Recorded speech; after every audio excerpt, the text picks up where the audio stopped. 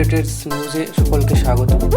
তো আমরা আজও আবার একটা খবর নিয়ে চলে এসেছি, সেটা হচ্ছে আমরা প্রত্যেকেই জানি যে combined higher secondary level examination 2024 অর্থাৎ সিএইচএসএল এর ফর্ম ফিল আপ কিন্তু চলছে। তো এই সিএইচএসএল এর ফর্ম ফিল আপে কিন্তু আর খুব বেশি দিন সময় বাকি নেই লাস্ট ডেটের, যে জন্য তোমরা প্রত্যেকেই যারা যারা ফর্ম ফিল আপ করবে বলে ঠিক করেছো কিন্তু এখনও ফর্ম ফিল আপ করোনি, তারা তাড়াতাড়ি ফর্মটা ভরে দিও। তো আমরা এখানে দেখতে পাচ্ছি যে একটা নোটিশ দেওয়া হয়েছিল, সেটা 8 তারিখের দিকে, 8ই এপ্রিলের দিকে, যেটাই বলা হয়েছিল যে সিএইচএসএলের জন্য আবেদন শুরু হয়েছে 8ই এপ্রিল 2024 এবং চলবে সেটা 7ই মে অবধি।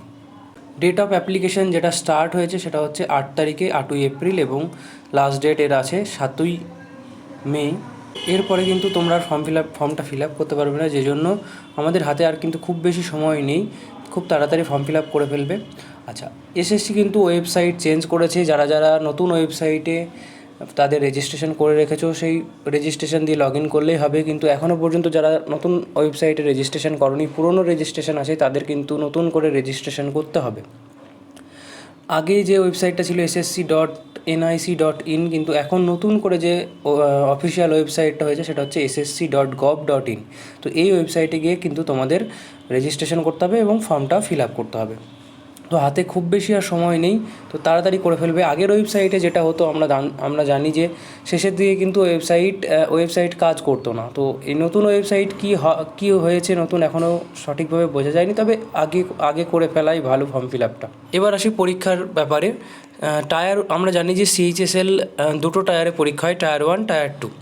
তো টায়ার 1 পরীক্ষার যেটা এক্সপেক্টেড ডেট বলা হয়েছে কমিশনের তরফ থেকে সেটা হচ্ছে জুন জুলাইয়ে হবে এবং টায়ার 2 তারপরে নোটিফাই করা হবে। এরপরে আমরা দেখে নিচ্ছি ভ্যাকান্সি প্রায় 3712টা মতো ভ্যাকান্সি আছে। এরপরে কিন্তু আমরা জানি এসএসসি বিভিন্ন সময়ে ভ্যাকান্সি আপডেট করে, ভ্যাকান্সি ম্যাক্সিমাম টাইমই বাড়ে, খুব কম সময়ে তবে কমার চান্সও থাকে। তো ভ্যাকান্সি কিন্তু অ্যাপ্রক্সিমেটলি এখন 3712টি ভ্যাকান্সি রয়েছে। এবার আসি এজ লিমিটে।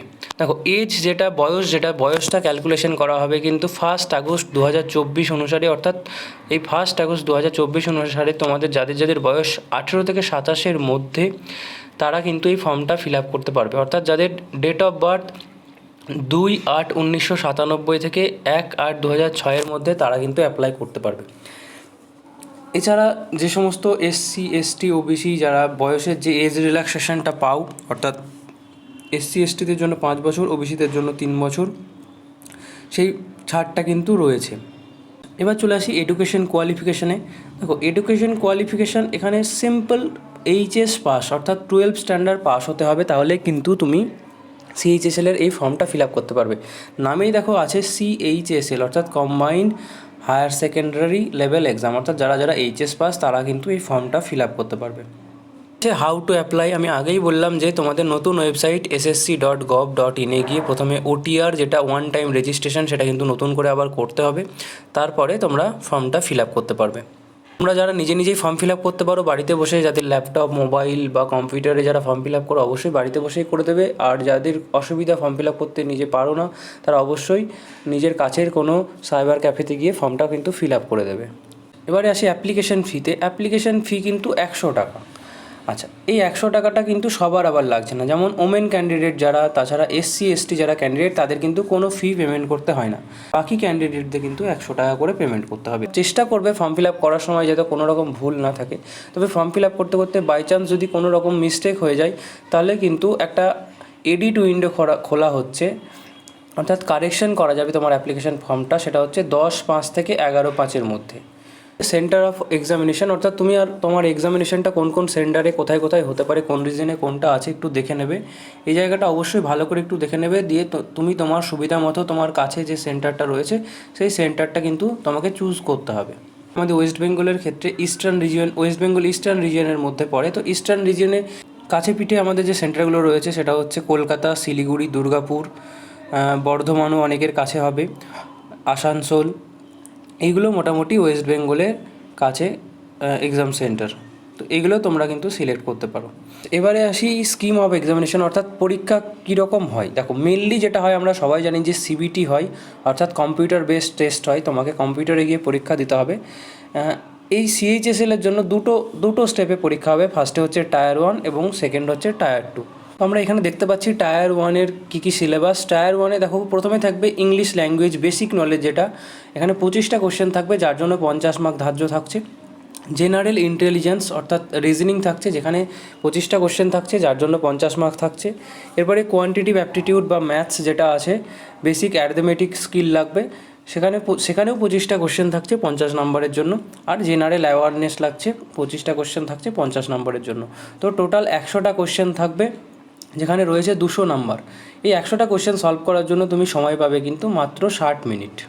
এরপর টায়ার 1 যদি তুমি কোয়ালিফাই করো, রেজাল্ট যখন হবে এক্সামের, তো টায়ার 1 কোয়ালিফাই করলে তখন টায়ার 2 এর জন্য তোমাকে ডাকা হবে, তোমার অ্যাডমিট ইস্যু করা হবে। টায়ার 2 এরও সিলেবাস এই নোটিফিকেশনে সুন্দর করে দেওয়া আছে, একটু দেখে নিও। এছাড়াও নোটিফিকেশনের ডিটেল সিলেবাসটাও রয়েছে, কোন সেকশন থেকে কোন কোন পার্টগুলো তোমাকে পড়তে হবে, একটু ভালো করে দেখে নেবে। তো সবশেষে এটাই বলি, যেটা বলার জন্য, যেটা তোমাদেরকে জানানোর জন্য আমার এই ভিডিওটা বানানো, সেটা হচ্ছে সিএইচএসএল-এর ফর্ম ফিল আপ কিন্তু চলছে। এর লাস্ট ডেট খুব আসন্ন, অর্থাৎ খুবই তাড়াতাড়ি এর ফর্ম ফিল আপ কিন্তু শেষ হয়ে যাবে।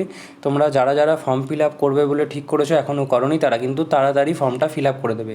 ফর্ম ফিল আপ শুরু হয়েছে 8ই এপ্রিল 2024, এটি চলবে 7ই মে 2024 অবধি। তো খুব তাড়াতাড়ি কিন্তু তোমরা ফর্মটা ফিল আপ করে দিও। আর ভিডিওটা দেখার জন্য তোমাদের অনেক অনেক ধন্যবাদ। যদি ভিডিওটা ইনফরমেটিভ মনে হয়, তোমাদের কাছে ভালো লেগে থাকে, তাহলে অবশ্যই কমেন্ট করে জানিও। আমাদের ভিডিওটা তোমাদের বন্ধুদের সাথেও একটু শেয়ার করে দিও। আর আমাদের ভিডিও খুব ভালো লেগে থাকলে আমাদের চ্যানেলটাকে একটু সাবস্ক্রাইব করে দিও। ধন্যবাদ।